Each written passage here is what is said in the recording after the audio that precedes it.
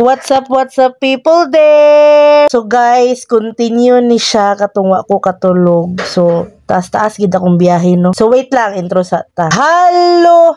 Mayong adlaw, it's me, Chicks Moro. So guys, kani nga time, nag-crave man ko og humba. So diri ko na paingon sa lugar ni Aling Bioli. Pero dili gid ni siya ang original nga Aling Bioli guys. Kay namatay naman to si nanay. So nag-abang lagyapon to sila diri. So guys, lami kay lang humba. Super lami gyud. Parisan din nimo ko. Di, kompleto na imong adlaw. Imong kabuntagon. So after ani, nag-decide ko nga magpalit kog manok para sa akong family. So nagpalit ko isa-isa ka kilo sa paa, isa ka kilo sa breast, o isa ka kilo sa aba. So kani day nga time guys, 170 day ni ang manok ang kilo, then 200 ang the rest nga kilo. So nagpalit ko isa-isa ka kilo guys.